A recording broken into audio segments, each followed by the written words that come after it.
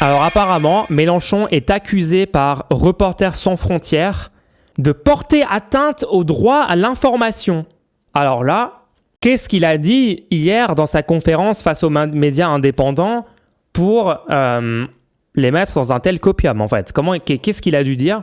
Les gens, je vous propose qu'on écoute sans plus attendre la conférence de presse de Mélenchon. Donc il a... Alors moi, j'étais pas au courant, j'ai vu ça ce matin. Mais donc apparemment, il avait convoqué ce qu'il appelle les nouveaux médias lundi soir, donc le 23 février 2026, à une conférence de presse exclusivement pour eux, où ils ont pu poser des questions et tout. J'ai vu qu'il y avait notre ami le Moicast, Samora, qui est un ami de ce stream, qui était dans la pièce, ainsi que d'autres influenceurs qu'on reconnaît. Donc c'est super cool. Apparemment aussi, il y avait beaucoup plus de gens sur le live de Mélenchon hier que d'habitude. Je pense j'ai vu des gens dire qu'il avait battu tous les records d'audience en live. Je vois que la conférence le lendemain a déjà 200 000 vues. C'est un peu insane en vrai, la hype Mélenchon en ce moment. Merci à vous toutes et tous d'avoir accepté notre invitation.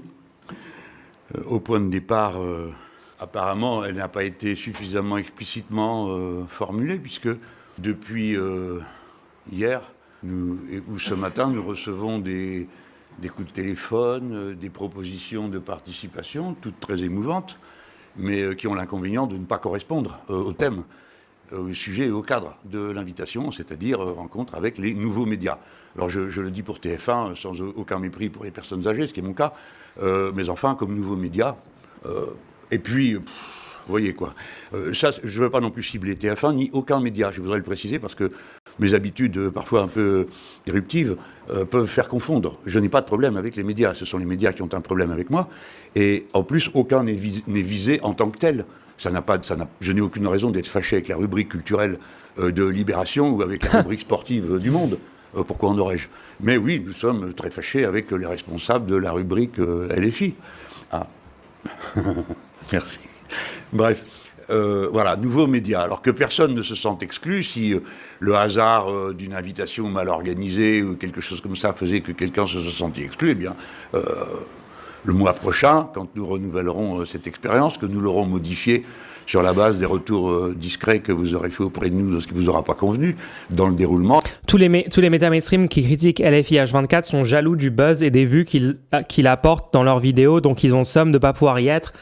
Non mais c'est incroyable, c'est-à-dire le culot de ces gens dans les médias mainstream qui ont passé là 10 jours de propagande de masse, de diabolisation de la France insoumise en l'accusant d'être responsable de la mort de Quentin Desranques alors qu'il n'y a aucun élément factuel pour démontrer ça.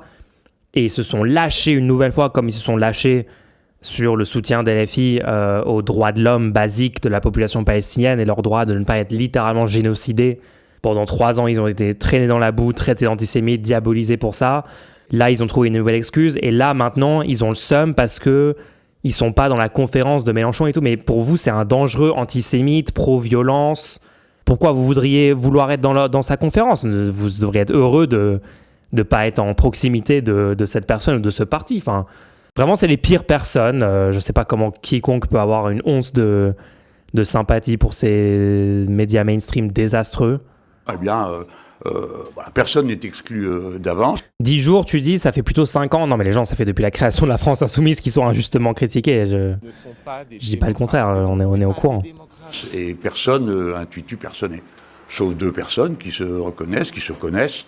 Et il est clair que nous n'accueillons pas, dans le cadre d'une rencontre respectueuse, des gens qui nous traitent de sectes, qui sont sexistes et qui viennent à citer jusqu'à nos enfants. En fait, désolé, moi je peux pas oublier vraiment le moment genre révélateur pour moi du niveau de désastre de toute la sphère médiatique française, qui est le moment où il y a l'auteur de La Meute, oui déjà Gaza, mais l'auteur de La Meute qui est un torchon de propagande mensongère, qui interviewe des gens, qui rapporte des propos, qui sont débunkés par la suite, qui sont démentis par les personnes intéressées, une honte totale au niveau journalistique, ce livre.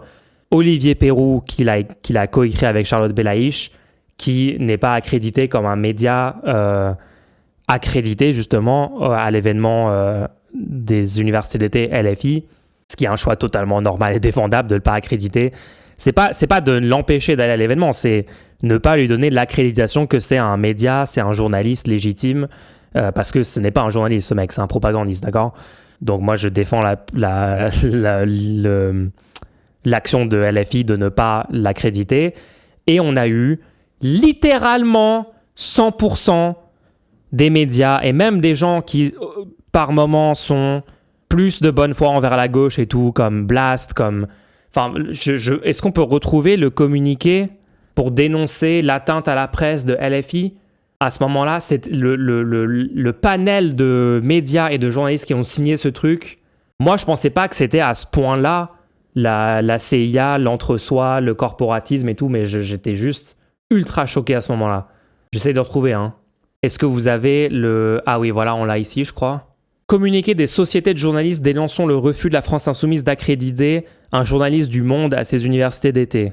Signé par Arrêt sur Image, Arte, BFM, Blast, Capital, Challenge, France Info, France 24, France Télévisions, La Vie, LCI, Le Parisien, L'Équipe, L'Express, Le Monde, Les Échos, L'Humanité, L'Informé, Libération, Mediapart, M6, Première Ligne TV, Public Sénat, Radio France, RFI, RMC, Télérama.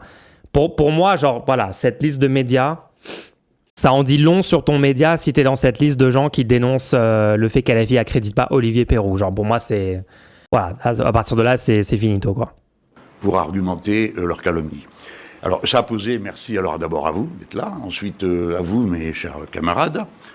J'ai fait taper la liste pour n'oublier personne, hein, voilà, qui avait pu vous libérer pour être là, parce qu'on a trouvé que c'était important de vous donner à voir que si vous êtes des nouveaux médias, nous on essaye d'avoir une pratique un peu différente, qu'on améliore dans sa présentation, mais nous sommes d'abord et avant tout une équipe. Alors ici ont pu participer, non pas pu participer parce qu'ils sont déjà dans le train pour aller à Besançon, Clémence Guettet et Mathilde Panot. Ici sont présentes Aurélie Trouvé, Nadège Abo-Mongoli, Alma Dufour. Chenou, Alma Dufour. Bon, elle arrive, d'accord.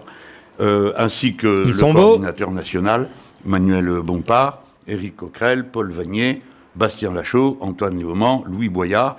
Et si vous en avez le besoin, ils seront tous évidemment disponibles pour répondre à ce à quoi j'aurais mal répondu, ou oublié de répondre, ou la question qui vous serait revenue à l'esprit après qu'on se soit vu. Alors on m'a dit que c'était Adélaïde qui passait le micro. Oui, Adélaïde, tu es là, oui, il vaut mieux être là. Et puis il y a qui avec toi, Adé? Il y a Colline, c'est ça? Voilà. Alors c'est elles qui tout à l'heure passeront la parole et décideront qui l'a, de manière à ce que je n'aille pas, moi, commettre quelque erreur d'appréciation. Je ne sais pas si je connais beaucoup d'entre vous, je reconnais un ou deux visages, mais je n'irai pas jusqu'à dire la dizaine. Hein, voilà. Alors on préférerait, moi j'adorerais être en train de parler avec vous des millionnaires qui... Il y a Dofla, oui, Dofla, j'ai vu Dofla au fond de la pièce, ouais, il est dans la salle, ouais. Ouais, c'est très stylé.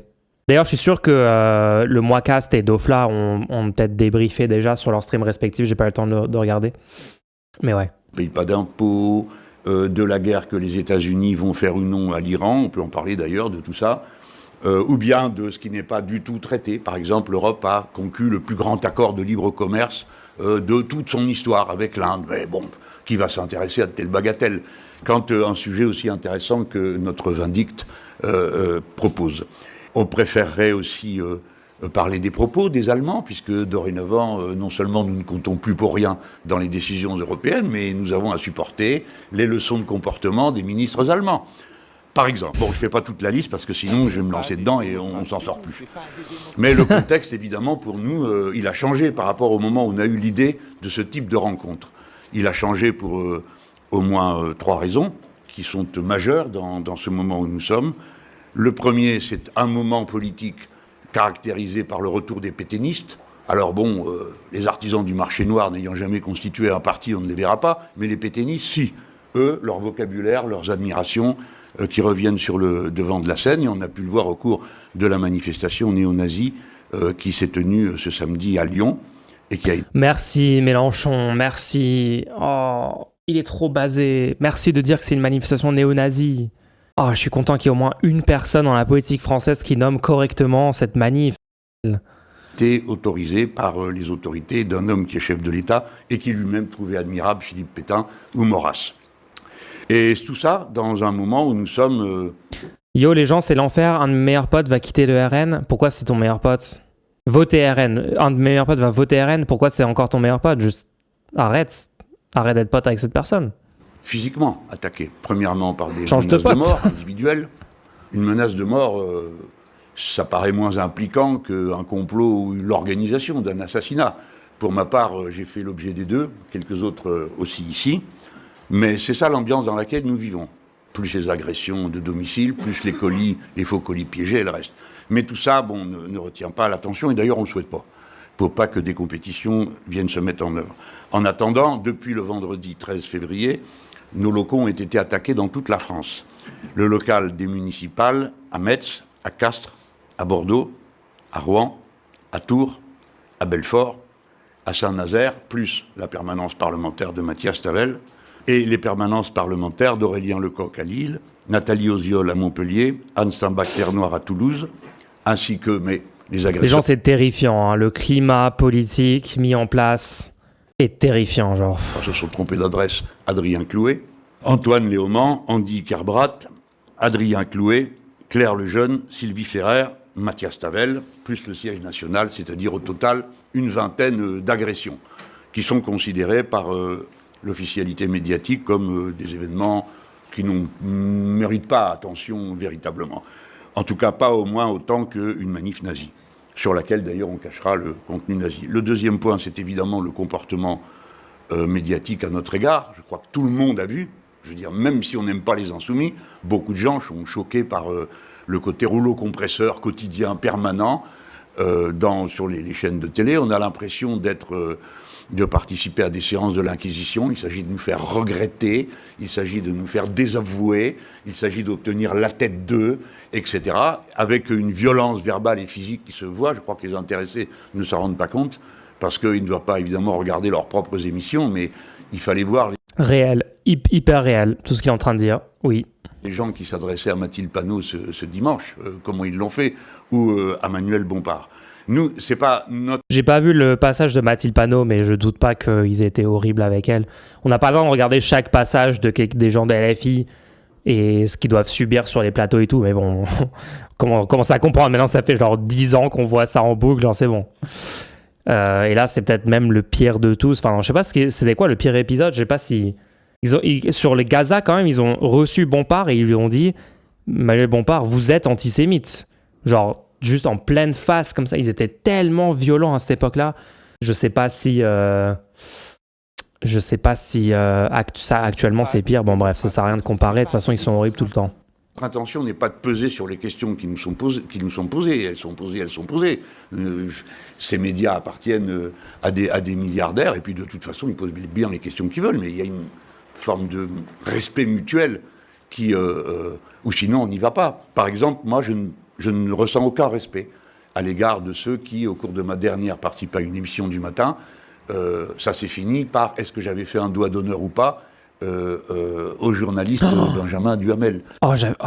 J'avais oublié ça. En fait, c'est trop fou. Vraiment, j'ai envie que quelqu'un fasse une vidéo. On revient sur chaque phase de LFI bashing. Parce qu'ils ont vraiment, c'est une semaine, une façon de faire du LFI bashing. Soit c'est telle affaire de tel membre qui, genre, 9 fois sur 10 s'avère être une fake news. Soit c'est juste le bon vieux... c'est le bruit et la fureur, ils parlent trop fort, ils mettent le bordel dans l'Assemblée ou je sais pas quoi.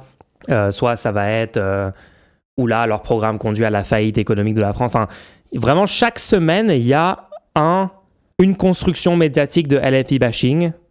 La vidéo qui dure 1 an, ouais, non, mais ce serait bien. J'ai vu quelqu'un faire le Twitter thread, c'était liste des dramas Twitter dans les sphères de gauche, et c'est genre un énorme... un immense thread avec chaque micro-drama de la sphère Twitter insupportable. J'aimerais bien le même thread, mais avec chaque séquence de LFI bashing depuis 2017, tu vois. Ça serait incroyable. Bon, moi, je n'allais pas à la télé, à la radio pour faire... On fera ça dans 30 ans, Mulch, après 30 ans de LFI au pouvoir et la fin du marché. On se remémorera les moments de LFI bashing pour rigoler en mode nostalgie. Ouais, t'as raison. La vidéo, ouais. Du patata du boulot, ouais. Ça, pour parler d'une histoire de droit d'honneur. Il y avait des sujets, il n'y en a plus. Par conséquent, l'argument d'après lequel il faut aller sur les grands médias, je ne sais pas en quoi ils sont grands aujourd'hui, mais les grands médias, pour se faire connaître de ceux qui d'habitude ne sont pas dans votre bulle, ne valent strictement rien. On ne nous y fait venir que pour nous insulter, nous maltraiter, poser des questions ineptes. Donc là, les gens, moi, je suis vraiment curieux de ce qu'il va dire là au cours de cette conférence d'hier, parce que est-ce qu'on est sur un tournant où peut-être la France insoumise va essayer vraiment de shifter sa stratégie médiatique vers... Enfin bon, en fait, non, je peux pas vraiment dire ça, parce que c'est pas un tournant. Enfin, LFI a toujours eu leur propre chaîne Internet totalement indépendante des télés, des médias mainstream. Ils ont toujours massivement utilisé les réseaux sociaux, et de plus en plus, et de mieux en mieux d'ailleurs. Et ils ont de plus en plus de vues et tout. Enfin ouais, je sais pas s'il y a un shift, mais en tout cas, peut-être c'est une tentative de mettre en lumière et de donner plus de légitimité perçue à des médias plus indépendants, et aussi de faire un peu une alerte aux médias mainstream, de dire en fait on n'a pas besoin de vous, on se passe de vous, allez tous vous faire foutre en gros, vous nous faites des tribunaux, vous nous faites de la propagande, vous nous faites des questions mensongères. Juste souvenez-vous, la pseudo-journaliste propagandiste en réalité face à Bompard l'autre fois, qui avait sorti des fake news, un truc sur Mamdani, une autre fake, enfin vraiment 3 fake news d'affilée. Bompard a du tout démonté.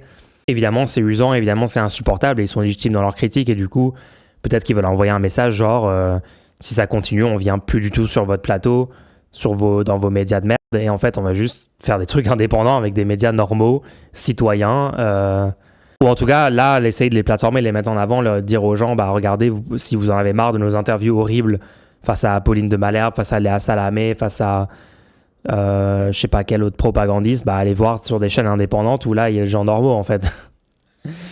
Je sais pas ce que c'est le but, mais en tout cas ça a l'air d'être une bonne idée. Si ça énerve autant la sphère des journalistes de droite, du statu quo, les chiens de garde, etc., c'est que c'est probablement une bonne idée. C'est offensante à elle seule. Hein. Bon, voilà. Et puis maintenant, il y a la nouveauté, parce que quand la limite est franchie, il n'y a plus de bornes, ou inversement, quand les bornes sont passées, il n'y a plus de limite. Alors on invente des citations de moi, on dit des choses qui ne sont pas, comme on dit à Bompard. Là, vous n'avez pas exprimé de compassion, monsieur Bompard, on ne voit pas les larmes couler sur vos joues quand vous abordez ce sujet. C'est incroyable, et il faut dire, oui, pardon, nous avons beaucoup de compassion. Qu'est-ce que ça veut dire que tout ça? Et il y a des choses qu'il est interdit de dire. Par exemple, on ne peut pas parler des raisons pour lesquelles le jeune homme à Lyon était présent ce jour-là. Il passait dans la rue après avoir été une partie de cartes, sans doute. Il est impossible de dire qu'il préparait un traquenard contre d'autres, et ainsi de suite, et que c'est un néo-nazi. C'est la raison pour laquelle nous avions pesé nos mots, pour en parler d'abord pour dire notre sidération, ensuite pour dire notre compassion pour la famille. Je crois m'en être assez expliqué pour avoir pas besoin de recommencer ici, mais s'il le faut, je le recommencerai. Donc notre attitude n'est pas une attitude anti-média, mais oui, c'est vrai, nous pensons que puisque c'est comme ça, que ça se présente, ces médias qui sont dans les mains, pour 90% d'entre eux, de milliardaires, eh bien, voyons s'il n'y a pas... Les grands médias sont vraiment la barrière principale à une victoire de l'intérêt général en France. Enfin, vraiment, là, l'analyse, elle est juste là-dessus. Moi, je suis d'accord. Salut Mule, je viens un peu sur le stream. Je regarde soit le live sur YouTube, soit les rediffs. Je veux surtout cette force pour les menaces, et j'espère que les plaintes amèneront à des condamnations. Merci beaucoup pour le soutien, ça fait plaisir. Tu fais du contenu d'utilité publique qui m'a donné l'envie de rejoindre une liste municipale. Cahors en commun. Oh, let's go! Trop bien! Je suis trop content. Je suis Benjamin de Lys et j'ai fait ma première prise de parole publique. Merci pour tout ce que tu as fait. Et fait Gézère pour la primaire. Let's go. Écoute, c'est le but principal de ce que je fais sur Internet, c'est de mobiliser les gens, les motiver à prendre les postes de pouvoir, à prendre la parole, à ne rien lâcher, etc., etc. Donc vraiment, ça fait trop plaisir que ça t'ait motivé. Et force à toi, on espère tous que tu vas gagner, ou que ta liste va gagner un maximum de sièges et que tu auras la mairie. Ce ne sont pas des larmes, monsieur Bompard, vous transpirez juste des yeux. Ouais. Il n'y aura jamais aucune limite. Moyen de parler autrement, qu'il existe une autre sphère. Elle existe, enfin quoi. Ici, dans cette salle, je ne crois pas m'engager beaucoup en disant que ça représente plusieurs millions de personnes chaque semaine. Donc, pardon, mais les très importants et tout le reste, vous êtes très importants, très intéressants. D'ailleurs, c'est très intéressant de voir comment vous passez les éléments de langage, les questions dans les mêmes termes, d'un plateau à l'autre, etc. Mais souffrez que quelque chose d'autre soit pris à témoin. Alors, on ne sait pas, voilà. N'ayez peur, je ne vais pas aller plus loin, mais On ne sait pas ce que ça va donner notre rencontre. Est-ce qu'elle va susciter de l'intérêt ou pas? Nous regarderons tous. Est-ce que moi, je vais me comporter de la manière qui rend cette rencontre intéressante? Comment vous allez vous-même m'interpeller? Mais je le redis, aucune question n'est de trop. C'est juste la manière avec laquelle on se dit les choses. Les gens, les médias indépendants, c'est nous. On est là. On est le futur. On est déjà en train de le faire. On est l'alternative aux médias détenus par des milliardaires, par des grosses puissances capitalistes qui sont dans les mains de gens qui pensent avoir pour intérêt de mettre l'extrême droite au pouvoir, de mettre la droite au pouvoir, de la maintenir au pouvoir. Et heureusement qu'il y a des gens qui font autre chose que ça, qui vous font pas de la propagande mensongère et qui essayent de parler de l'intérêt général des Françaises et des Français. Vivement le remplacement populaire des merdias, et on est déjà en train de le faire, les gens. Et d'ailleurs, je suis obligé de le faire. Si vous voulez soutenir la chaîne, vous pouvez faire un petit don sur Ko-fi. Lien dans le chat. Merci beaucoup à toutes les personnes qui font des dons, qui soutiennent globalement la presse indépendante des milliardaires, et surtout qui va dans le sens de l'intérêt général, dans le travail accompli. C'est surtout ça qui est important. Heureusement que ton stream existe, merci beaucoup. Vu le sourire qu'avaient Panot et les autres députés quand Boyard a répondu aux médias sur ce sujet, le but a été atteint. On va regarder parce qu'il y a plein de retombées de ce passage. Mais d'abord, moi je ne l'ai même pas encore regardé en entier la conférence, donc on la continue. Qui compte. Dernier point, la gauche, puisque je parle du contexte. Un contexte de violence contre nous. Mathieu Pigasse n'est pas milliardaire. Alors attention, grosse information, Mathieu Pigasse ne finance pas ce stream. Donc je vois pas le rapport avec quoi que ce soit. Je sais pas ce que vous imaginez. Ah oui, pardon, non, toutes les personnes qui sont pas de droite ou d'extrême droite sont forcément financées par Pigasse, Georges Soros. Ouais, vous avez le point de vue complotiste, d'accord. Contexte de allez, c'est bon, ça dégage. Montée des pétainistes et des suprématistes d'une manière générale, un rapport aux médias qui deviennent des protagonistes directs de la montée de l'extrême droite dans notre pays. Et puis le troisième point, depuis ce matin, des dirigeants historiques de la gauche, non moins historiques. Monsieur Cazeneuve, Monsieur Hollande, et puis leur supplétif, Monsieur Gage, qui ce matin, tout d'un coup, trace une ligne entre nous et le reste. Et Hollande dit, en aucun cas, au deuxième tour, il m'attribue et la candidature et la présence au deuxième tour, il ne représenterait la gauche. Ah bon, Monsieur Hollande, mais ça c'est un tournant historique. C'est vous la gauche? Et moi non. C'est une blague. Mais admettons qu'on dépasse le côté tragicomique de voir M. Hollande tout d'un coup transformé en barricade. Mais est-ce que c'est quelque chose qui est une attitude tenable de dire qu'en face de l'extrême droite, non, on ne veut pas mais c'est comme quand ils disent dans les élections qu'ils ne veulent de nous ni au premier ni au deuxième tour. Ils comptent être élus par qui alors? Eh bien, c'est leurs potes, là, qui étaient avant avec eux, les macronistes. Et il y a là un bloc qui se dessine et qui travaille tous les jours à exister. Enfin, on connaît tous la musique, non? Ce matin, Cazeneuve, Hollande, Gage. Qu'est-ce qui s'est passé? Vendredi, ils se sont Qu'est-ce qui s'est passé? Ils se sont dit, tiens, aujourd'hui, j'ai quelque chose d'important à dire. Et tiens, alors là, c'est dit, je vais là. L'autre s'est dit, je vais là. Non, ils ont été invités, tous les trois, du même courant, de la même tendance, en même temps. Il doit en faire une tête forte, hein, parce que tout son temps de parole est cramé par des gens qui ne peuvent pas le voir et qui disent le contraire de lui. Mais c'est quand même ça, la réalité dans laquelle on est. Ça, c'est un événement historique. C'est pire que ce qui se passait à gauche dans l'Allemagne au moment où les nazis étaient en train de gagner. C'est pire. On n'a même pas eu le temps de discuter que nous l'a déjà chassé de la possibilité d'intervenir. Enfin bref, voilà. Ok. Donc, me voici à votre disposition pour quelques instants. Je mentionne évidemment le fait que nous avons 3 rendez-vous. Le premier à Lyon ce jeudi même, où je participerai au meeting de mes camarades lyonnais. Les gens, il va y avoir un meeting de Mélenchon à Lyon, après qu'il y a eu le Quentin de Ranc, après qu'il y a eu la marche néo-nazie. Et j'espère que ça va pas être attaqué par des gros faf. Mais en tout cas, c'est hyper courageux de la part de la France Insoumise d'aller à Lyon. Ben là où ça, chérifie. Et puis ensuite, je serai à Perpignan à la fin de la semaine. En même temps, c'est très bien. Ça envoie vraiment le truc le message de, en fait, la gauche ne se fera pas intimider par des petits faf, des petits nazions, incels, qui s'entraînent à 40 dans leur forêt à se mettre des petits coups de poing. Des petits coups. Et ouais. Non, c'est bien. Ce serait le pire signal de renoncer dans l'an. C'est très, très stylé. C'est très Tchad, c'est très Mog, c'est très Sigma. J'espère être encore là le 14 mars pour, comme chaque année, participer à la manifestation des solidarités, la marche des solidarités, où nous participons chaque année, et qui se trouve prendre un tour un peu particulier cette fois-ci, puisque c'est aussi une marche contre le racisme et contre le fascisme. C'est en tout cas ce qu'ont décidé les 130 organisations qui appellent, pas nous, eux. Et nous sommes participants à une manifestation, ce n'est pas notre marche, c'est la leur, mais nous apportons nos forces et notre talent. Voilà, je n'en dis pas plus pour l'instant, être un je suis à mâle votre sigma. disposition. Alors si Colline et puis Mais Adèle est là, l'es-tu oui. réellement, hein? Voilà. Alors vous levez vos mains en la regardant elle, parce que c'est elle qui décide. Si vous avez... Ok, alors attends, est-ce qu'on va voir, du coup, le concept, c'est les questions des nouveaux médias. Donc là, on va avoir les questions, j'imagine. Et après des raisons de vous plaindre, c'est à elle. Alerte racisme. Ouais, pardon, excusez-moi. Bonjour Monsieur Mélenchon, merci Bonjour. à tout le monde pour cet événement.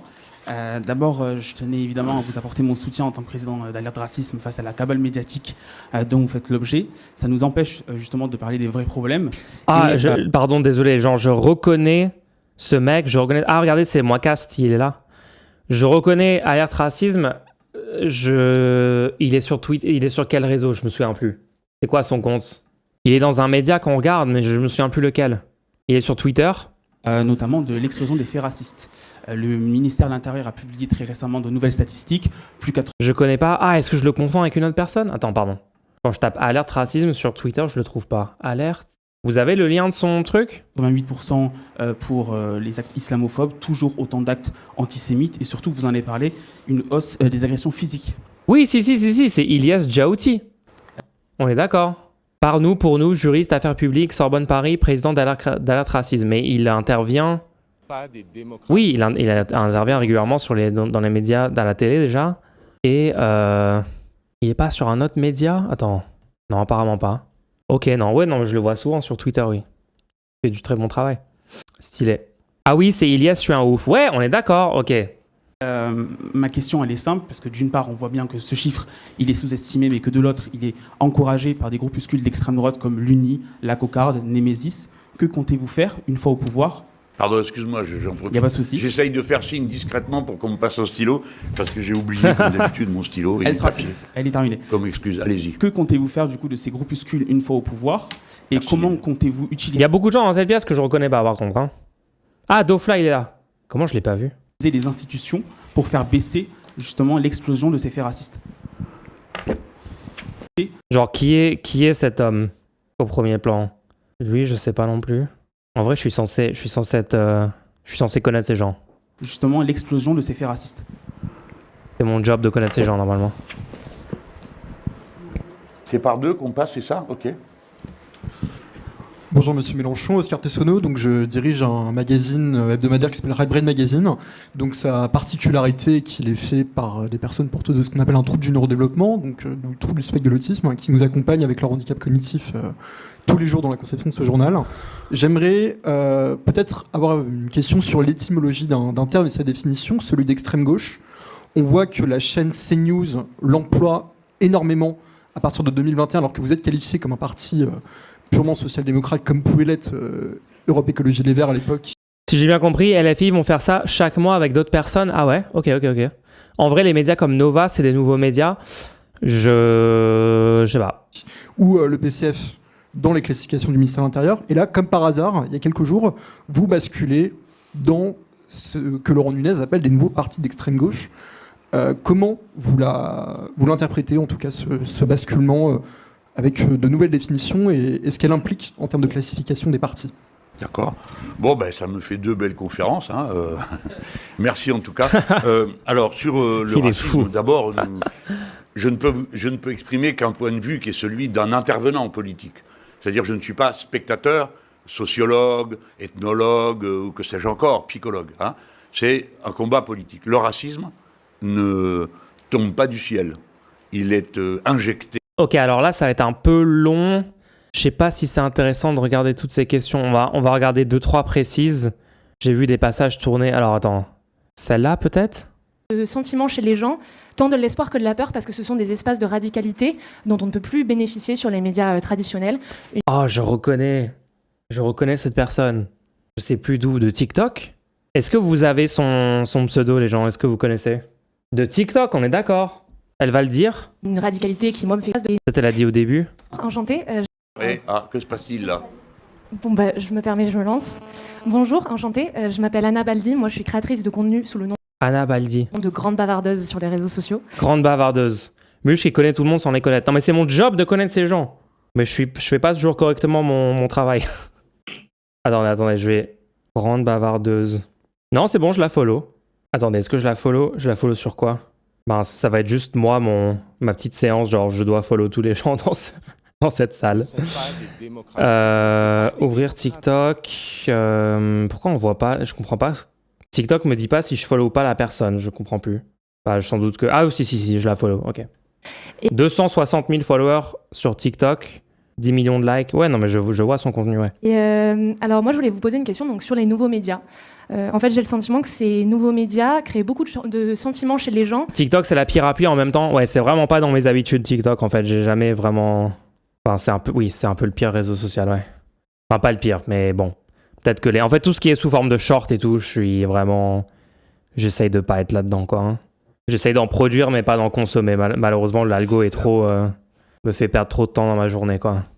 Tant de l'espoir que de la peur, parce que ce sont des espaces de radicalité dont on ne peut plus bénéficier sur les médias traditionnels. Reviens en arrière, t'as passé la question de Farah RK. Ah oui, c'est celle-là qui a fait parler. C'était avant, t'es sûr? Je sais pas, après, justement? Si, c'est après. Vous me dites des trucs, vous savez même pas. C'est pas avant, c'est après. Tant de l'espoir que de la peur, parce que ce sont des espaces de radicalité dont on ne peut plus bénéficier sur les médias traditionnels. Une radicalité qui, moi, me fait beaucoup de bien, mais que d'autres craignent. Alors, on l'a vu, il y a l'interdiction des réseaux sociaux aux moins de 15 ans. Il y a Emmanuel Macron qui a évoqué le fait de créer un label pour les nouveaux médias afin de considérer que leur information soit plus ou moins fiable. Alors, il y a beaucoup de législation qui se fait.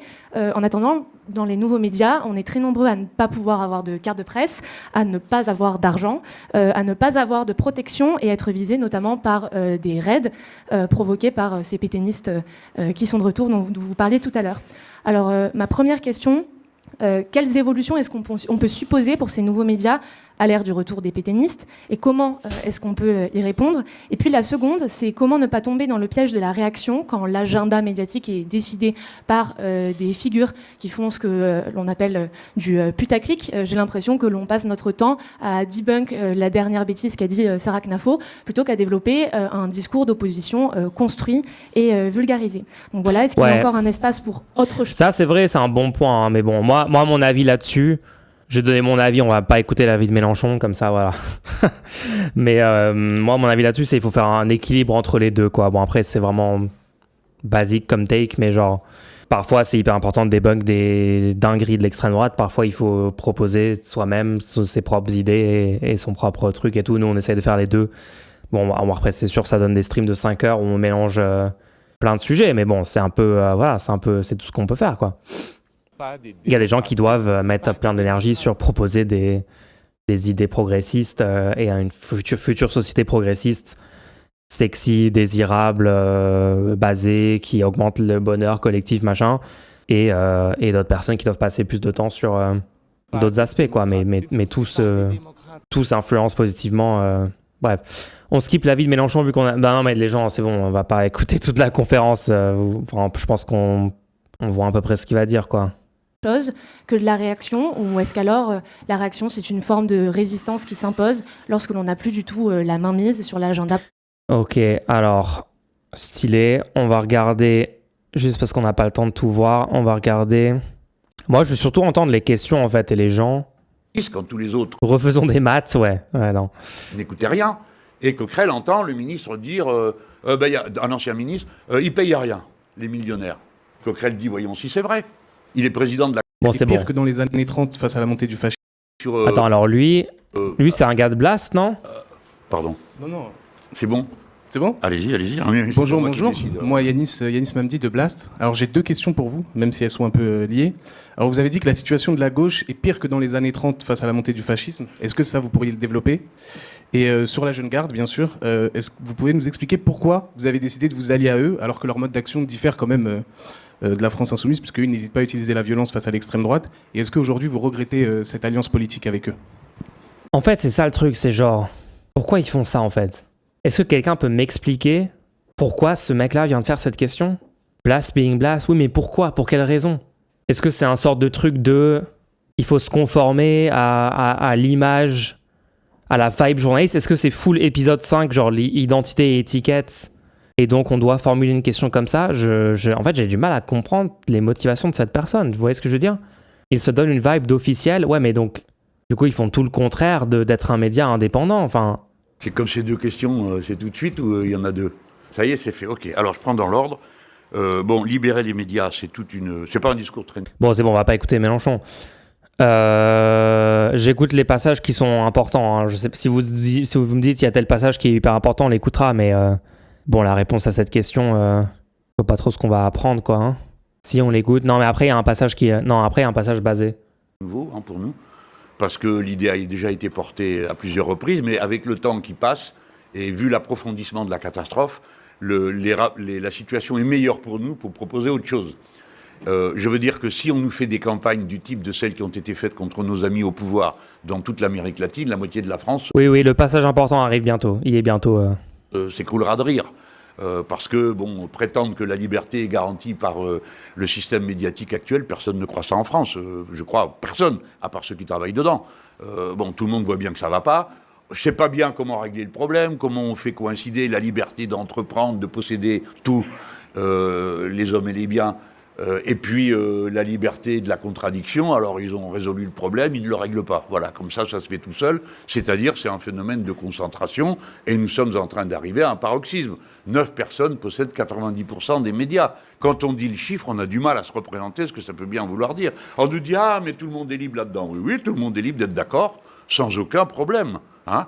Alors évidemment, on recrute le chef, qui lui-même recrute le sous-chef, qui lui-même recrute l'arpète, et voilà comment un système entier pense la même chose d'un bout à l'autre, mais en toute bonne foi. C'est pas des gens qu'on contraint, on leur dit pas tous les matins, et maintenant il faut être de droite. Non, ils le sont naturellement. Ou s'ils n'ont pas d'engagement politique, ils pensent que c'est une idée qui va de soi, que le marché c'est mieux que pas de marché, et ainsi de suite. Qui s'est d'ailleurs jamais trop posé la question de savoir ce qu'était le marché, est-ce que le troc s'en était. Enfin bon, les idées, vous voyez, dominantes, qui sont les idées des dominants. Donc, voilà pour... c'est une situation à part que celle des... Oh non! Et donc... Oh non, Mélenchon a présenté le troc comme alternative au marché. Il va se faire tomber dessus par les personnes les plus insupportables d'Internet. Guillotine, non. Ne peut pas, il y a des... Non, il a pas dit ça. Non, mais attendez. Ouais, j'ai vu le timestamp de 42 minutes, là. On va regarder après, mais là, il va dire un truc important. Dites-moi tous les moments intéressants de la conférence, parce qu'on peut pas tout regarder, c'est pas hyper... Des situations où les règles se mettent radicalement dans un autre sens. Mélenchon catastrophique sur la monnaie, moi je défends ce qu'il a dit. Il y aura donc une loi. Libérer les médias, ça veut déjà dire briser les monopoles. Écoutez. Il ne doit plus être possible de posséder 1, 2 télés, 1 ou 2 journaux, 1 ou 2 radios, et pire que tout, en même temps, et jusqu'à l'édition. Par conséquent, il va de soi que l'empire Bolloré sera rompu et vendu par appartement, on dit, aujourd'hui, pour dire à la découpe, voilà. Oh oui. Oh. Alors, je sais pas si Mélenchon l'avait déjà dit dans des termes comme ça aussi clairement. L'empire Bolloré sera démantelé, sera vendu à la découpe.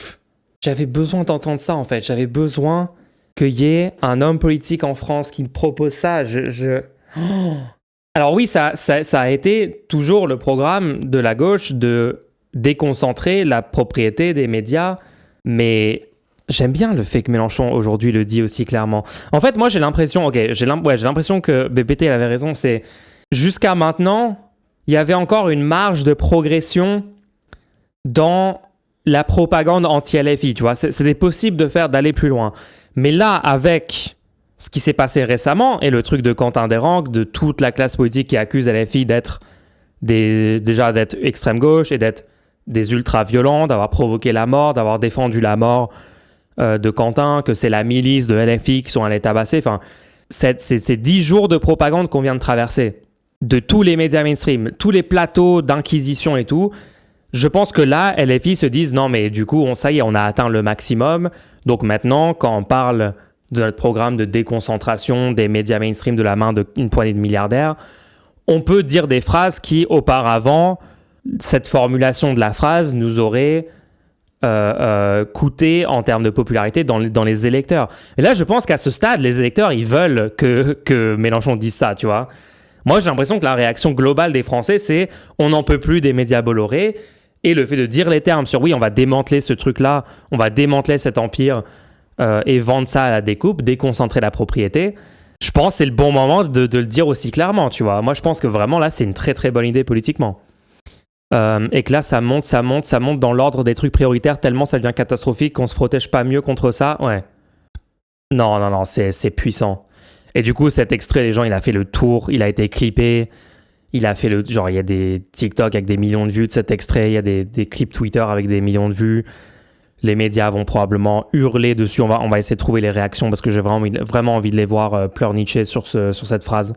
Vraiment. Sera vendu à la découpe, ou vendu, ou attribué, car il arrive dans certaines circonstances qu'on confisque. Par exemple, le journal qui avait avant Le Monde a été confisqué pour collaboration.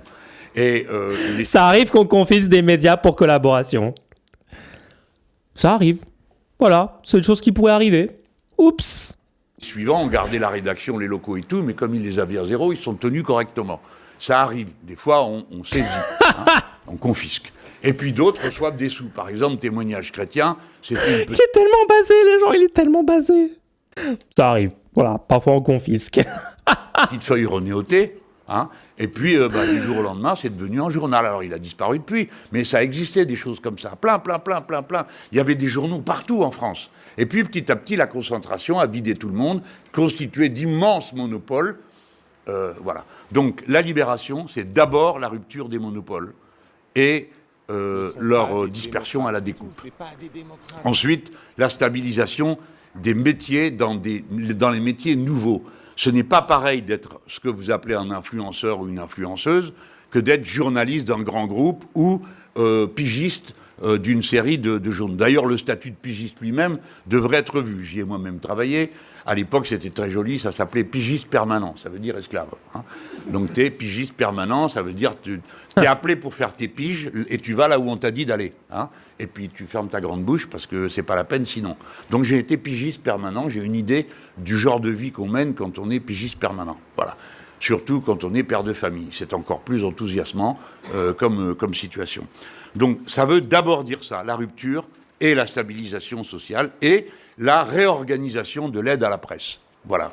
C'est pas normal que ça se passe comme ça se passe maintenant et que les nouveaux médias n'existent absolument pas ou quasiment pas.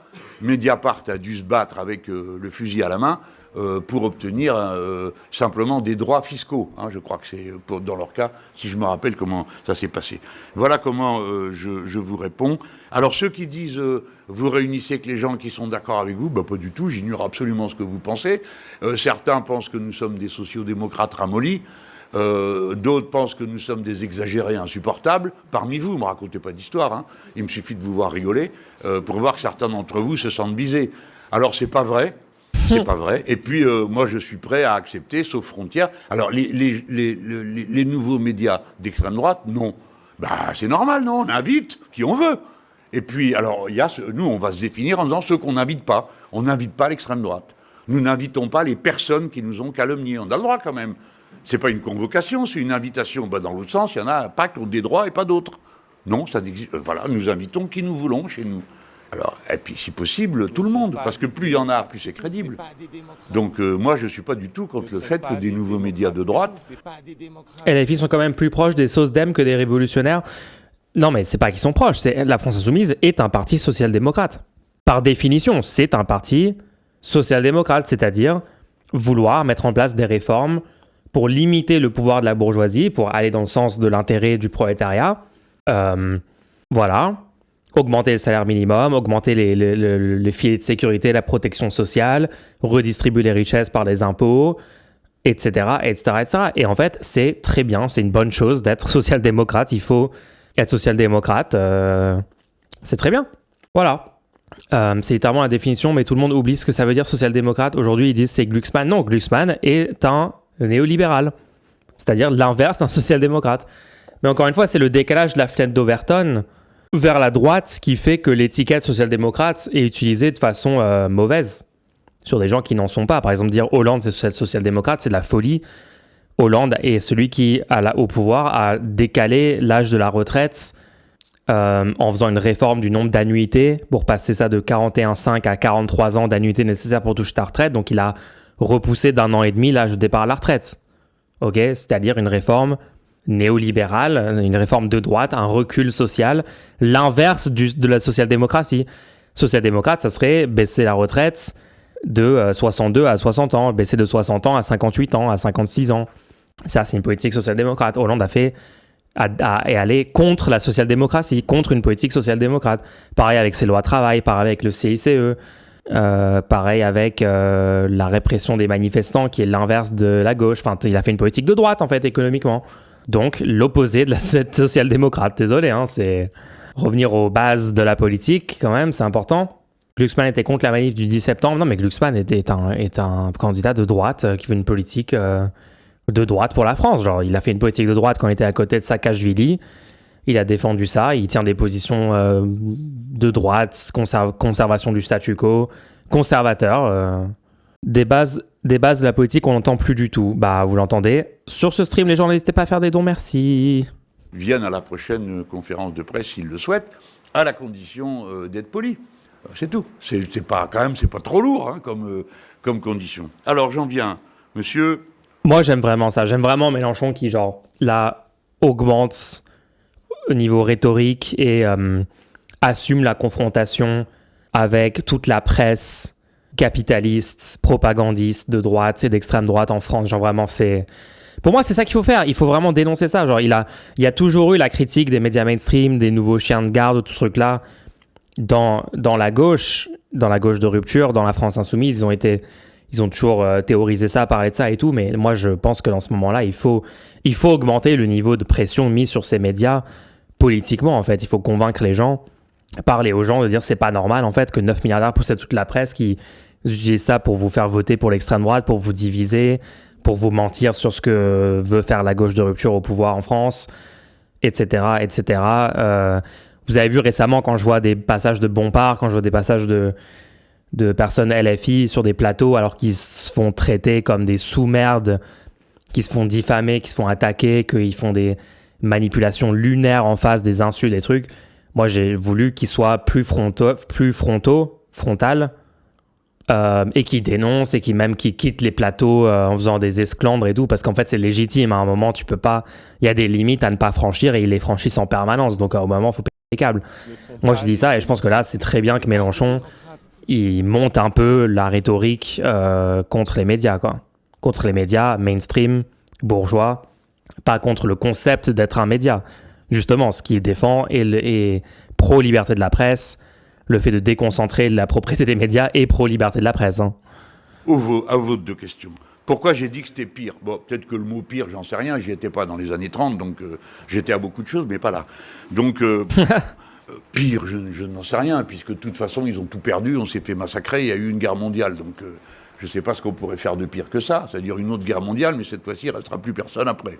Bon, pour revenir à des choses sérieuses, la situation est pire dans le sens où certaines personnes qui viennent de la famille idéologique de la gauche, qui sont donc en principe instruites de l'histoire, hein, qui savent ce qui s'est passé, puisque souvent c'est une histoire qui leur est arrivée à eux, comme à moi. Et donc on apprend l'histoire, qu'est-ce que c'est ? Vous avez une branche, c'est l'histoire scientifique. C'est les historiens qui sont capables de débrouiller dans les faits, qu'est-ce qui s'est vraiment passé, qu'est-ce qui a vraiment été dit, comment ça... Ça c'est l'histoire historique. Et puis après il y a le récit historique. Ben, lui il est disputé en deux écoles. Il y a la lecture conservatrice et la lecture progressiste. Voilà. Pour les conservateurs, ce qui compte, c'est la continuité dans l'histoire. Hein ? Et puis pour les progressistes, ce qui compte, c'est les ruptures. Moi, je me rappelle de discussions. Vous savez, c'est un gros révélateur hein, quand vous avez ce genre de discussion. Ok, alors on a vu le passage. Là, je sais pas s'il dit des trucs hyper intéressants là pour le coup. Il est un peu en train de redire des choses qu'on a déjà entendues. Je voulais juste... Quelqu'un avait mis 42 minutes. Attendez, parce que... Monsieur Mélenchon, bonjour. Farah Bonjour, Erka. madame. Je suis créatrice de contenu politique sur les réseaux sociaux. Je trouve la démarche très bien d'inviter les nouveaux. Voilà, beaucoup de personnes ont parlé de ça, de cette personne, Farah Erka, et... Est-ce que ce qu'on vient d'entendre, c'était une réponse à sa question ? Je l'ai peut-être skip dans la conférence, pardon, j'ai pas retrouvé le moment. Monsieur Mélenchon, bonjour. Farah Bonjour, RK. madame. Je suis créatrice de contenu politique sur les réseaux sociaux. Je trouve la démarche très bien d'inviter les nouveaux médias pour la simple et bonne raison que moi, je fais le constat aussi sur les réseaux que les gens attendent de l'information politique différente. Ils ont besoin de plus de pédagogie, plus d'humanité dans la démarche. Je vous ai entendu dire plusieurs choses, donc je vais faire la question en plusieurs temps. Premièrement, vous avez dit libérer les médias. Je trouve que c'est hyper intéressant et je vais vous demander comment. Du coup, vous libéreriez les médias. Ah ok, c'est bien à elle que Mélenchon répondait. Ok, je sais pas pourquoi, je sais pas comment j'ai fait pour skip sa question, justement j'étais en train de la chercher. Ça, c'est la première question. Deuxième question, ce qu'on est en train de faire, qui est génial et qui va probablement changer le paysage médiatico-politique, et je pense que le paysage médiatico-politique change déjà par tous les acteurs qui sont là, en fait. Est-ce que vous n'avez pas peur que cette démarche, elle soit vue comme quelque chose qui va uniquement dans votre sens? Et qu'est-ce que vous diriez aux gens qui peuvent penser, qui peuvent penser ça? Et la dernière chose que je vais vous demander, c'est comment vous arriveriez, par cette démarche, à justement faire en sorte de réunir le citoyen et la politique? Voilà. C'est pour ça que les gens, moi j'ai pas envie d'être dans ce genre d'événement parce que j'aurais vraiment aucune question à poser, je pense.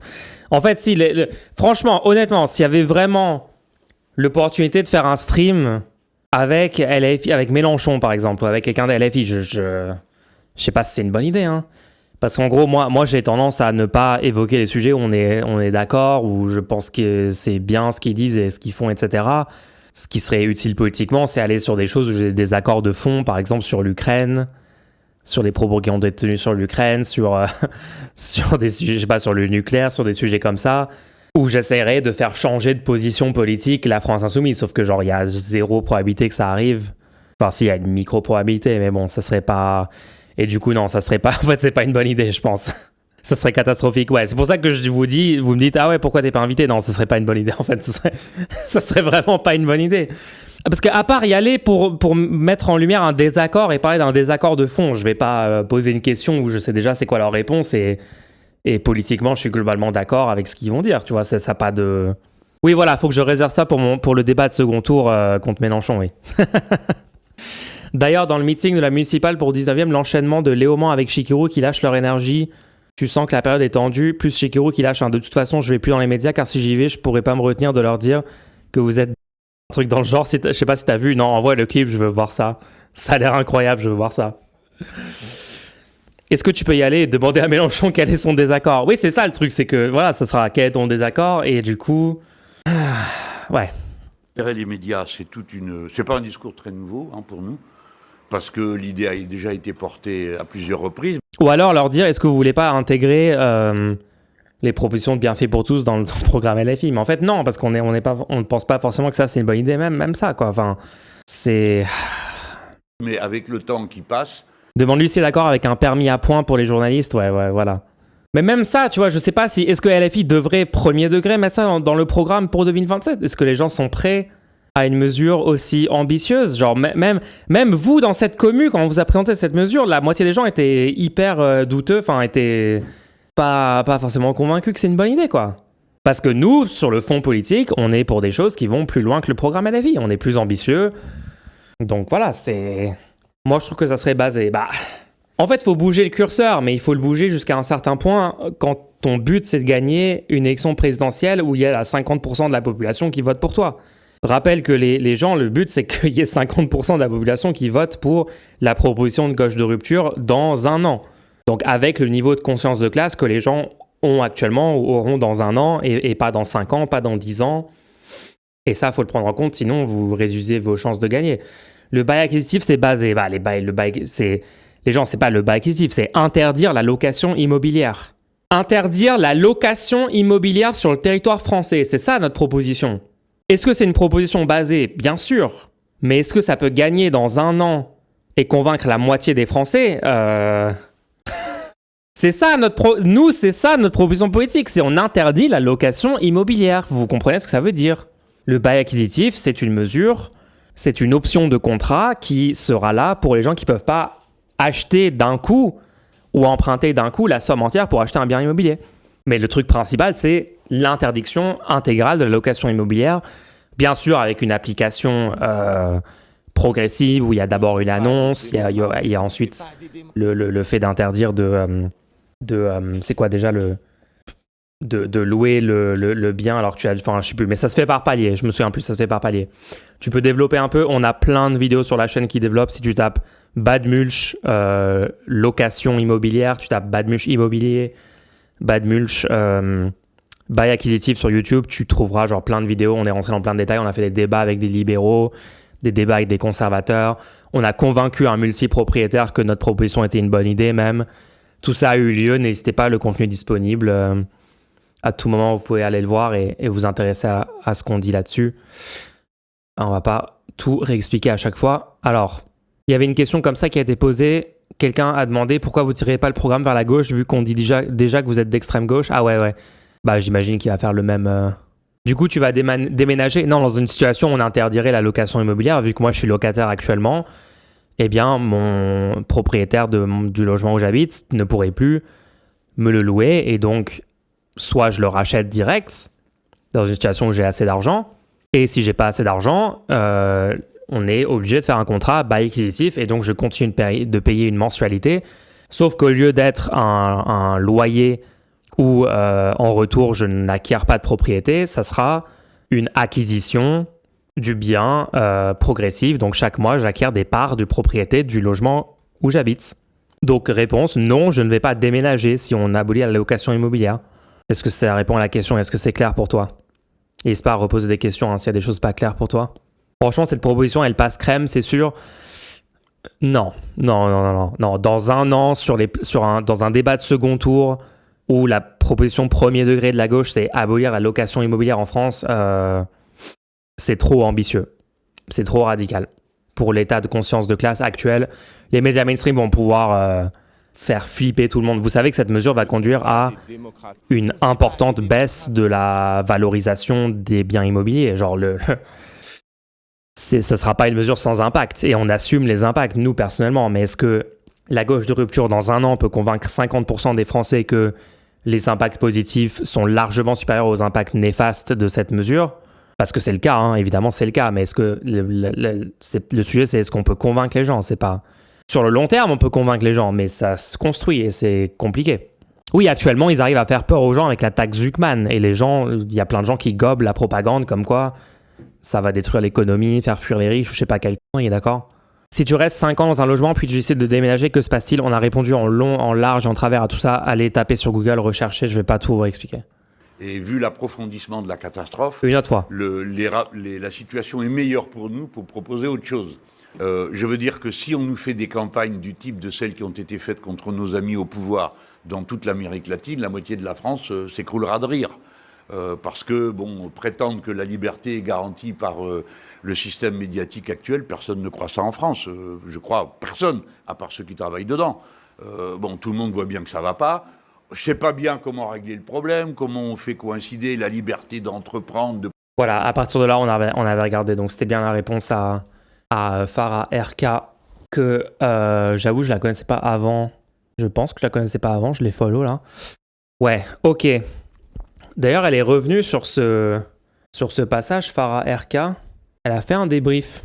Libérer les médias, ça veut déjà dire briser les monopoles. Il ne doit plus être possible de posséder 1, 2 télés, 1 ou 2 journaux, 1 ou 2 radios, et pire que tout, en même temps. Ça fait un peu moins partout. Pire que tout, en même temps. Bien, cette séquence que vous voyez tourner partout sur les réseaux sociaux, c'est la question de votre humble serviteur. Je vais pas dire humble servante, je trouve que ça fait un peu moins classe. Cette séquence de Jean-Luc Mélenchon, c'est une réponse à une des questions que je lui ai posées ce soir. Si vous n'avez pas vu la séquence en entière, je l'ai postée sur tous mes réseaux sociaux, donc vous pouvez aller la voir et vous aurez le contexte complet de la réponse de Jean-Luc Mélenchon. J'ai pris le temps d'enfiler un sweat et de me mettre à l'aise, puisqu'à l'heure où je vous tourne cette vidéo, il est quand même 1h12. Mais je voulais absolument qu'on débriefe tout ça. Bien, Jean-Luc Mélenchon a donc fait une conférence de presse aujourd'hui qui était à destination des nouveaux médias. Par nouveaux médias, il entendait journalistes indépendants, créateurs de contenu politique, donc influenceurs politiques, streamers, journaux indépendants, etc. Dans tous les cas, il faut imposer des nouvelles idées de gauche dans le débat public, il faut pousser la fenêtre d'Overton. Oui, c'est ce qu'on fait nous, les gens, mais il y a une différence entre faire ça et le programme qui doit gagner dans 1 an, 3 mois. D'ailleurs, si vous voulez nous aider à bouger la fenêtre d'Overton, n'hésitez pas à faire des dons à la chaîne parce que vous savez que nous, c'est ce qu'on fait. Enfin, c'est ce qu'on va faire de plus en plus, probablement. Etc. En gros, l'idée, c'était de sortir de l'étiquette classique du journaliste carte de presse qui travaille dans un média mainstream. Je le rappelle, moi, je viens des médias mainstream. J'ai passé plus de 10 ans de ma vie dans les médias mainstream. Et à l'époque... Ah ouais? D'accord. Attendez, parce que moi, je connais pas du tout cette personne. Farah RK, drôle d'éditorialiste politique, TikTok, 146K, Twitter, 16K, YouTube.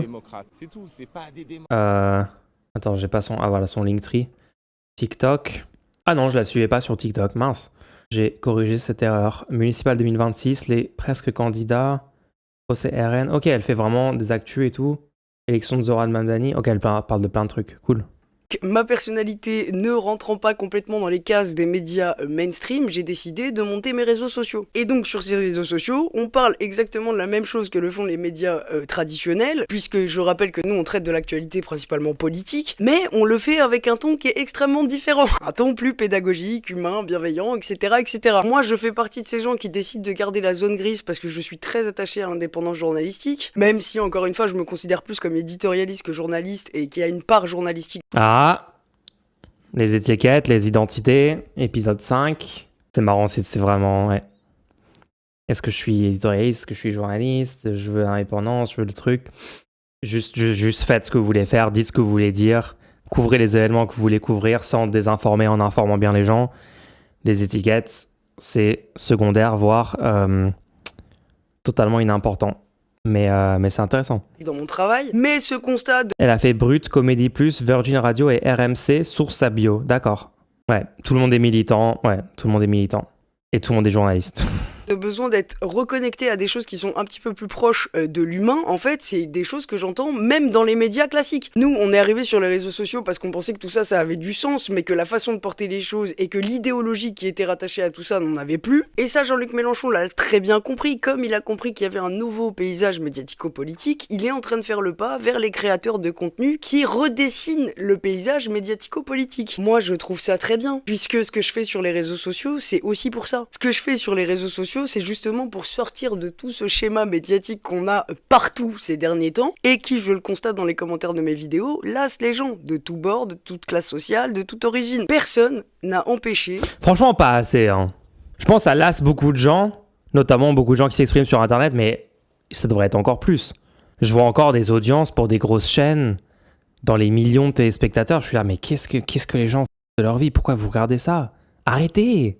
D'autres partis politiques de faire exactement la même chose. Il faut savoir que moi, par exemple, je suis sur le salon de l'agriculture ces derniers temps, il y a des événements qui respectent les créateurs de contenu et qui nous accréditent en presse, et puis il y a des événements où on n'est absolument pas considéré, et si vous n'avez pas une carte de presse, oubliez. Sauf que on fait partie du paysage politique actuel, on fait partie du paysage médiatique actuel. Donc de composer sans nous, c'est encore s'exclure d'une partie de la population. Et il y a une chose qui est très vraie qu'a dit Jean-Luc Mélenchon dans sa conférence de presse, parce qu'on peut lui reprocher ce qu'on veut, mais sûrement pas son intelligence. Il a dit, au cumulé, on fait des millions de vues par mois, voire par semaine. Et ça, c'est la vérité. Moi, je vais vous donner un exemple. Sur le live qu'on a fait pendant les élections législatives, on était 50 000 personnes en direct. Donc on est largement... Ah ouais! C'est un live TikTok? En fait, il faut vraiment que je commence à stream sur TikTok. 50 000. C'est les boomers qui regardent. Oui, c'est beaucoup de boomers, mais ouais. Même d'avoir des audiences qui sont faites sur des chaînes de la TNT. On est là pour défendre un fait, une idée, des choses qui sont factuelles. En tout cas, là, je parle pour ma part. Sauf que, du coup, apparemment, le fait qu'on existe, ça plaît pas à tout le monde. Alors, il faut savoir que donc cette séquence où je pose la question à Jean-Luc Mélenchon, que vous pourrez retrouver sur mes réseaux sociaux, c'est une séquence qui est reprise partout. La séquence est reprise partout. Il y a eu des communiqués de presse. Le syndicat national des journalistes a fait un communiqué de presse. Alors ça, les gens... Ça, c'est une dinguerie. Le syndicat, genre les journalistes ont pété des câbles parce que Mélenchon a fait une conférence pour les médias indépendants en ligne. Vous vous rendez compte à quel point ils sont fébriles, à quel point ils se sentent menacés de perdre leur hégémonie de contrôle mental sur les Français? C'est un truc de fou. Attendez, j'essaie de trouver l'article. J'avais un article, voilà. Le leader de la France Insoumise a tenu une conférence de presse lundi où étaient conviés seulement des médias numériques alternatifs, entre guillemets, mettant de côté l'agence France Presse, TF1, Libération ou encore Le Monde. Une initiative dénoncée par Reporters sans frontières. What the f***? Le Monde n'a pas pu assister à la... Mais juste, vous pouvez regarder sur Internet la conférence de presse. Comment ça, Le Monde ne peut pas assister? En fait, ils sont tellement bêtes parce que leur réaction à cet événement ne va pas être compris par les gens. Qui va comprendre leurs normes de « Non, mais en fait, tu dois nous inviter aussi », parce que sinon ça vole telle règle, genre mais qu'est-ce que vous racontez? Mais la conférence de presse, elle est publique. Tout ce qu'ils font LFI est filmé, est streamé, est partagé, est visible publiquement. Il n'y a rien qui est restreint, il n'y a pas de truc caché. Tous ces gens ont 30 ans de retard sur le monde moderne. Genre, c'est incroyable. Qu'est-ce qu'on s'en fout de vos trucs de « Ah, mais nous, on voulait être dans la pièce et on voulait pas le regarder sur Internet. » Qu'est-ce que c'est que ces conneries? Moi non plus, j'ai pas pu y accéder, c'est extrêmement grave. Ouais, moi, j'ai pas été invité. Est-ce que vous me voyez en train de dire du coup, LFI est un danger pour la démocratie parce qu'ils l'ont pas invité? Alors que désolé, moi, je fais un travail journalistique très souvent plus rigoureux et plus sérieux que la plupart des médias mainstream. Désolé. Wow, attends, Mulch, qu'est-ce que tu dis? Ouais, non, désolé, je le dis, vous faites tous de la grosse... Vous êtes des propagandistes de merde. Et ici, très souvent, on fait un meilleur travail journalistique que vous tous réunis. Voilà. Rien que sur le concept de vous expliquer les sophismes, travailler pour que les gens aient un esprit critique, débunker les fake news de droite et de l'extrême droite, les formulations malhonnêtes, machin, on fait un travail genre littéralement meilleur, hein, mais bon. L'impression d'entendre un boomer parler de l'importance du présentiel en entreprise. Ouais, c'est vraiment cette vibe-là. C'est genre, quoi, mais vous n'avez pas respecté la norme de machin. On s'en fout, en fait. Tweet de Bompard. Concours de pleurnicherie dans les médias traditionnels après l'organisation par Mélenchon d'une conférence de presse avec les nouveaux médias. Je rassure tout le monde, nous organisons très régulièrement des conférences de presse pour les vieux médias jaloux. Oui! Allez hop, Bomparded. Mélenchon a critiqué avec virulence le traitement médiatique réservé à la mort du militant d'extrême droite radicale Quentin Desranques, néo-nazi, extrême droite radicale, et les mises en cause de son mouvement qui ont suivi. Mardi, l'ONG Reporters sans frontières a estimé que M. Mélenchon portait atteinte au droit à l'information des citoyens. Ils sont pas des démocrates, c'est tout, c'est pas des démocrates. Ouais, moi j'ai vraiment cette impression que mon droit à être correctement informé, le vrai danger là pour mon droit à l'information, c'est vraiment Jean-Luc Mélenchon dans le pays. Ah ouais, ça c'est... Mais ils sont tellement déconnectés. Mais qui va croire ce truc que Mélenchon, qui est l'opposant numéro 1 au régime Macron depuis 8 ans, c'est à cause de lui que la liberté d'informer est en danger.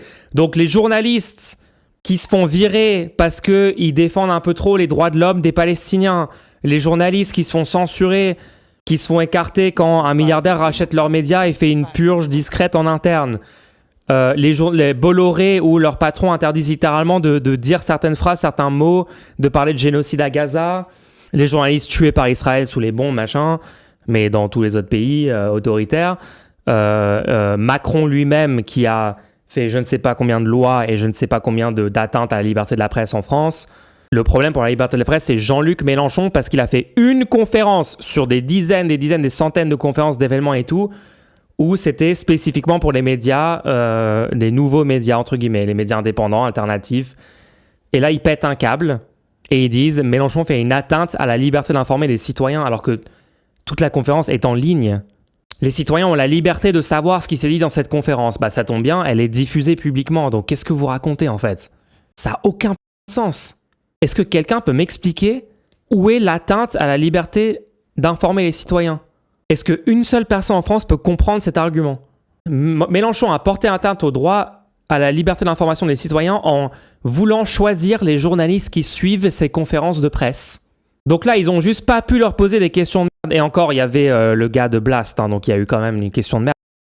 Mais ils n'ont pas pu leur poser leurs questions malhonnêtes de merde et tout. Et du coup, il y a toute la corporation avec Reporters sans frontières en figure de proue qui attaque LFI sur ça. Mais ils se ridiculisent à un tel point. Oh mon Dieu. Balle perdue, non mais désolé, vous savez que c'est vrai, désolé. Nous invitons qui nous voulons à assurer l'insoumis. Mais d'après Thibaut Brutin, directeur général de RSF, permettre à un responsable politique de choisir les journalistes autorisés à couvrir un événement d'intérêt général, c'est directement porter atteinte au droit à l'information des citoyens. Des démocrates, c'est tout, c'est pas des démocrates. Oh non! Oh non, la presse française! Oh!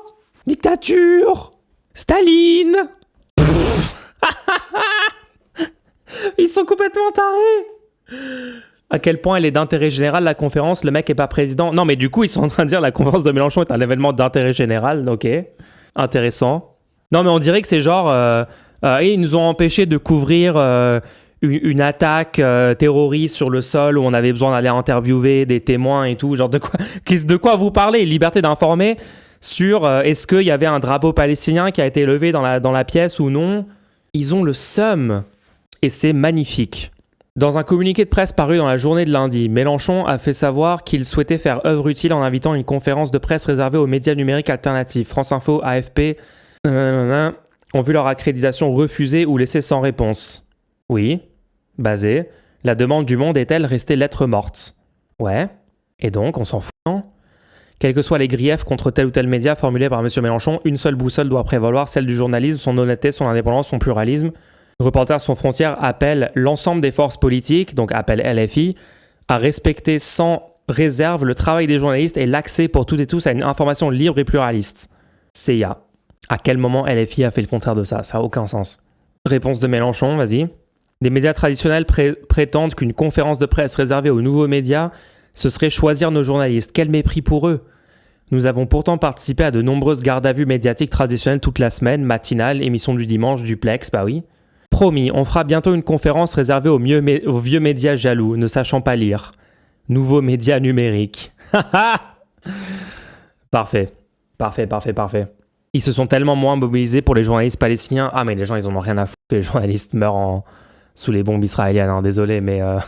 Genre, il y avait des passages télé où il y avait Bompard en train de décrire le nombre de journalistes tués par Israël à Gaza, et les pseudo-journalistes français en face étaient en mode... Ouais, mais vous êtes antisémite, vous. Enfin, il n'y avait aucune réponse à ça, aucune prise en compte de ça, aucune compassion. Genre, c'était lunaire, les gens. Moi, je vais jamais oublier tous ces moments-là. Hein. On n'oublie pas. T'as vu le retour là-dessus de Boyard? Non? Bon, on aime que vous soyez piqués parce que c'est le but. C'est-à-dire qu'à chaque fois qu'on fait des plateaux chez vous, c'est la garde à vue permanente avec des questions insidieuses, mensongères. Et il y a... C'est tellement bien qu'ils résistent, les gens. C'est tellement bien de résister comme ça fait trop plaisir.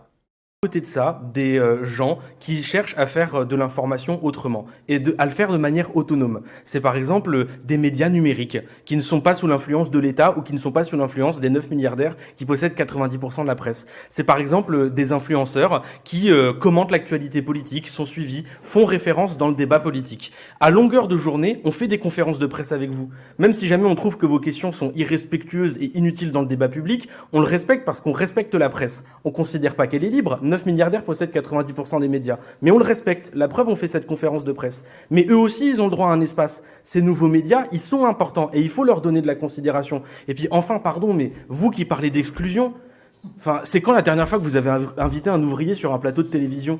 C'est quand la dernière fois que vous avez invité un responsable d'association des quartiers populaires ou que vous avez invité un jeune en galère?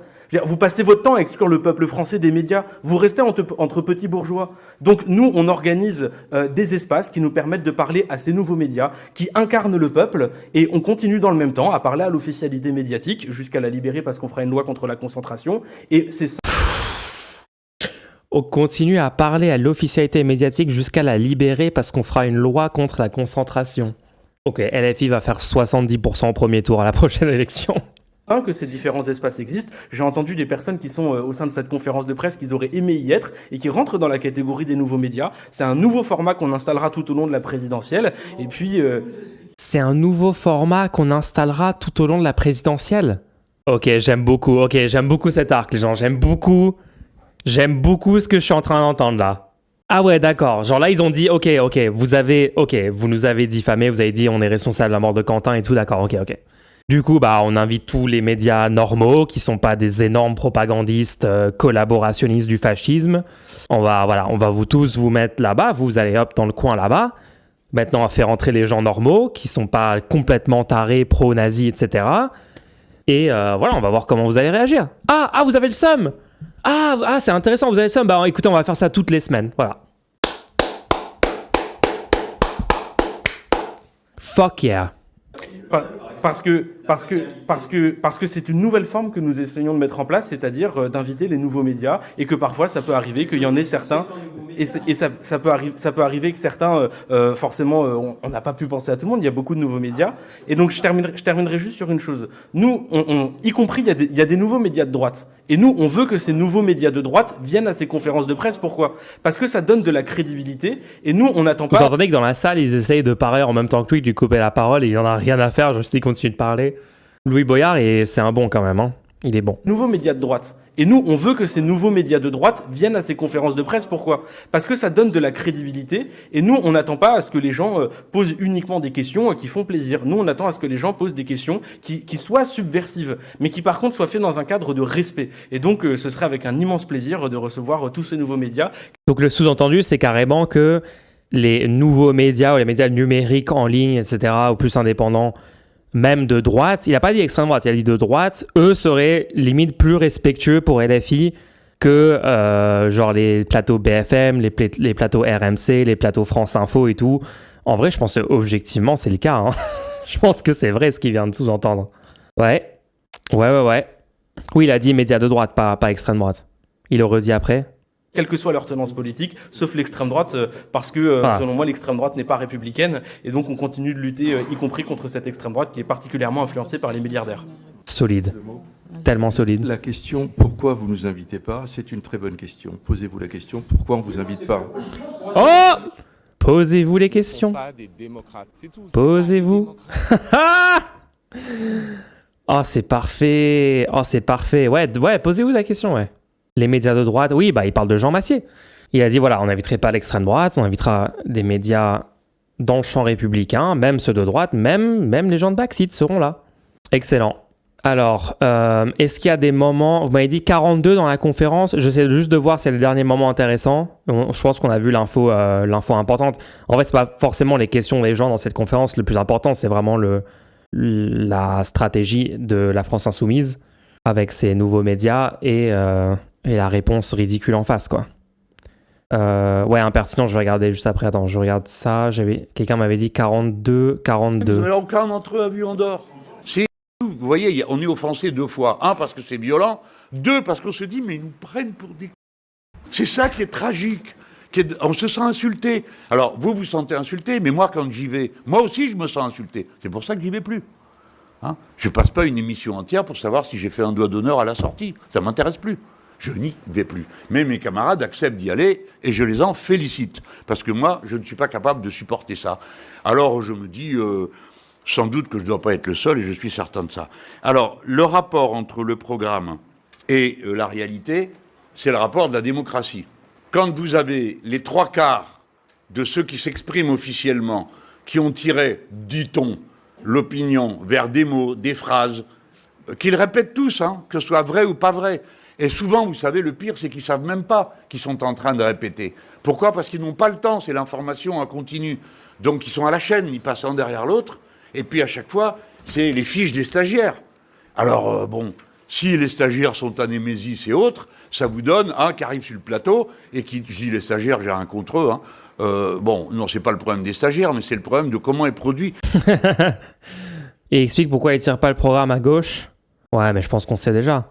En 2 heures, j'ai fait un patron global du site avec report de voix, ajout de candidat, second tour. Ouh. On a des gens qui sont efficaces, là, dans le chat. L'extrême droite qui s'est battue pour être OK, pour être vu comme OK pour les médias traditionnels, et hop, les prochaines élections ne vont pas se jouer sur ces vieux médias pourris partisans, et c'est pas les 3 TikTok de Bardella qui suffiront, je pense qu'il y aura quand même un poids, En fait, il faut regarder les audiences, ouais, c'est compliqué. Le problème, c'est que moi, j'arrive pas vraiment à trouver des chiffres d'audience fiables pour les chaînes de télé, les médias mainstream, les radios. Parfois, il y a des chiffres communiqués, mais on dirait que c'est genre des pics d'audience. On sait pas trop c'est quoi leur moyenne. Moi, par exemple, sur Twitch, après chaque stream, je sais c'est quoi la moyenne des spectateurs qui m'écoutaient en live. Et la moyenne, souvent, elle est genre 2 fois inférieure que le pic. Et du coup, parfois, il y a des chaînes qui disent qu'il y avait 400 000 personnes en train d'écouter, mais on sait pas trop si c'est la moyenne et tout. Il y a le truc médiamétrie, mais il y a des gens qui remettent en cause la fiabilité de médiamétrie pour les chiffres. Donc en fait, c'est un peu compliqué, mais ils ont quand même un énorme poids, les médias mainstream, c'est encore aujourd'hui, c'est sûr. Ok, pour la conférence de Mélenchon, je sais pas s'il y a autre chose à regarder. Apparemment, vous m'avez dit que ni Dofla, ni Moicast n'ont posé de questions. Il y a ce gars-là. Plus bref, mais vous savez ce que c'est, il faut... Ah, en fait, ils lèvent la main, mais ils sont jamais appelés. Oh non! Vous me confirmez, les gens, ils ont pas pu poser de questions, mais pourquoi ils ont pas été choisis? J'explique. Genre vraiment, à la place du mec de Blast qui a posé une question très décevante, on aurait pu avoir Samo qui pose une question pertinente, quoi. Bonjour Monsieur Mélenchon, Jocelyn Zo de 15 minutes média. Une question média pour commencer. 15 minutes média. Vous avez pointé les titres de presse ces derniers jours, par exemple la menace LFI ou encore le poison Mélenchon. Mais vous avez aussi, vous, entretenu une sorte de rapport un peu conflictuel parfois avec les journalistes, par des tweets, par des moments, dans des interviews. Est-ce que ce que vous êtes en train de vivre, ces titres que vous dénoncez, est-ce que ce n'est pas une sorte de contre-coup que vous êtes en train de vivre ? Attendez, 15 minutes média, c'est qui ce gars ? TikTok, 6000 followers. Je me suis rendu compte. Ah, mais c'est pas lui qui est face cam, c'est genre des passages médias choisis, montés et mis en shorts. Analyse et décrypte les médias. Ah, il y a une voix off peut-être ? Quand j'ai entendu ou cru lire, on avait fait pendant le Covid des cocktails à France Télévisions, ça m'a rendu dingue. Moi, j'ai travaillé pendant. Il y avait non, c'était en plusieurs reprises dit on y est. Attendez, je vais pas. On a tout. Où est le décryptage ? Analyse et décrypte les médias ? Mais Jérémy, franchement, mais qu'est-ce que tu fais là ? Pourquoi tu t'interroges 50% par un fonds d'interroger sur répondre. C'est juste des clips. Comment est-ce que aujourd'hui vous vivez le fait que Jean-Marc Morandini, femme libre comme vous, face à... Je comprends pas ce contenu. Où est le contenu ? Enfin oui, faire des clips de moments importants, ça peut être du contenu, mais en fait je suis confus parce qu'il y a écrit analyse et décrypte. Écoutez les épisodes, podcast. Ah, il y a un podcast, ok. Non ? Attendez, ils ont une chaîne YouTube, 15 minutes média ? Interview. Ah, ils font des interviews, d'accord. Fabrice Arfi, 800 abonnés. Maïtena Biraben se lâche, interview. Qui est cette personne ? J'ai jamais entendu parler. Il enquête sur les dealers. Interview Philippe Pujol, journaliste d'investigation. 13 000 vues, d'accord. Il y a 9 mois. Ok. Ah, sur Instagram, il y a un peu plus de gens. 10 000 followers. 15 minutes média. Mais là, c'est pareil, c'est juste les clips. Sauf si je rate un truc. Peut-être qu'ils mettent des passages de leurs interviews aussi. Par exemple. Et je m'en fiche complètement en fait. De toute façon, la carte de presse pour moi n'a aucune valeur. C'est donné à n'importe qui, n'importe comment. Après le ballon de la pluie, ça n'a aucun sens. D'accord, ok. Est-ce qu'il n'aurait pas fallu être un peu moins conflictuel dans votre rapport à certains journalistes, parce que c'est vrai que ce n'est pas le cas de tous les partis. Et donner un exemple, parce que sinon, vu ma longue vie, j'en ai croisé. Bon, Osef, désolé, mais Osef total. Hein. 7 personnes. Qui a été tué. Quentin Durand. Oui. Okay, d'accord. Donc le jour où tout le monde l'a appris, les médias, etc., on avait très peu d'éléments. De maintenir certaines. Lisa Lab, journaliste pour le... Comment on fait ? On continue, on a dit 2 par 2. Hein. Bonjour, je suis Lisa Lab, journaliste pour le média. Moi, je vais revenir sur la mort de Quentin. Le jour où tout le monde l'a appris... Quentin, qui est-ce ? Pardon, le militant néo-nazi à Lyon qui a été tué. Quentin Durand. Oui. Okay, d'accord. Donc le jour où tout le monde l'a appris, les médias... Je suis tellement content qu'il ait fait ça à Mélenchon. Quentin, c'est qui ? Il est trop fort. Bah oui, c'est de la propagande de juste dire Quentin, c'est de la propagande. Ils font exprès pour qu'on trouve que c'est un gars sympa ou je sais pas quoi, de juste dire son prénom comme si c'était son ami. Quentin, qui est-ce ? Etc. On avait très peu d'éléments sur ce qui s'était vraiment passé. On savait juste que c'était à Lyon. Trop basé, dans le contexte où l'extrême droite et les néo-nazis sont très présents, par exemple. En fait, il a vraiment fait une BPT. Là, pour moi, il a vraiment fait une BPT. C'est qui ? Où les antifas sont un des derniers remparts face à cette violence-là. Aujourd'hui, on sait que les antifas assurent l'autodéfense dans la rue, dans les manifs, dans les meetings, dont les vôtres, vous venez de le dire. J'ai 2 questions par rapport à ça. La première, c'est en termes de réaction politique à chaud, est-ce que chez les Insoumis, vous n'avez pas été coincé entre, d'une part, devoir avoir une réaction politiquement correcte dans un contexte qui diabolise l'extrême gauche et la gauche, où il y a des antifas qu'on dit qui avaient été jetés sous le bus, par exemple, et de l'autre... Ok, c'est quoi les autres questions ? Il parle jusqu'à la fin, il répond à ces 2 trucs jusqu'à la fin ? Il aurait dû répondre plus succinctement aux questions. J'ai l'impression que c'est les gens les moins basés de la salle qui ont posé des questions, quoi. Ok, bon. C'est tout. Voilà.